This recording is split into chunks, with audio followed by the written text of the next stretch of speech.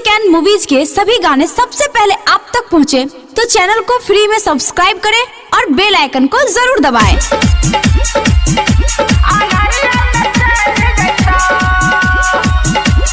DJ Manish Raxaul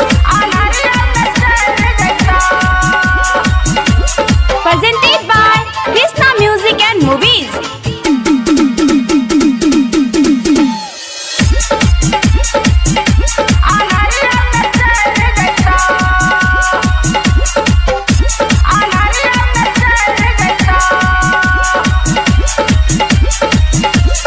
एभरो बनाए के ठोरंगा लगाए के छमके न बेसी गे चमकी लगाए के एभरो बनाए के ठोरंगा लगाए के छमके न बेसी गे चमकी लगाए के देखी सबे बाराती छौड़ा लैर जैता डीजे वाला छौड़ा अनहरिया में चढ़ जैता डीजे वाला छौड़ा अनहरिया में चढ़ जैता।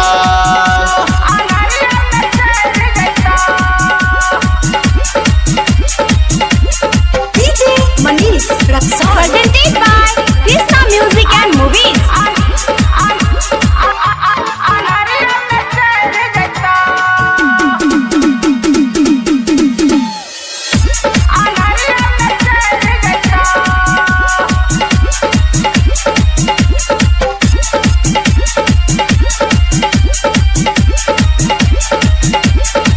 देखे में देखन गर छही सब छौरी के जोर में सब छौरी के जोर में बोल ने कौन बरांड के लाली लगावे छही तू अपन ठोर में छही तू अपन ठोर में देखे में देखन गर लागे छही छौरी के जोर में कौन बरांड के लाली लगावे छही तू अपन ठोर में तोहर चढ़ल जवानी झड़ जता डीजे वाला छौड़ा अनहरिया में चढ़ जता डीजे वाला छौड़ा अनहरिया में चढ़ जता।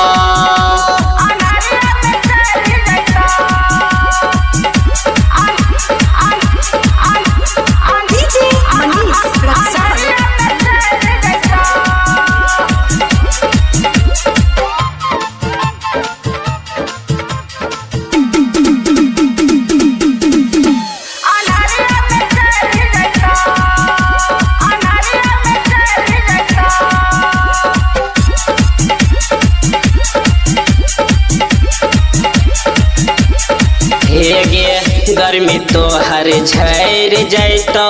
चढ़ली जवानी के चढ़ली जवानी के अमर आयुष लक्षण खाए लेतो सतुआ सानी के लेतो सतुआ सानी के गर्मी तोहर झड़ जैतौ चढ़ली जवानी के लक्षण कुंदन खैतौ छौरी सतुआ तो हर सानी के खलठू खतरनाक बिगड़ जता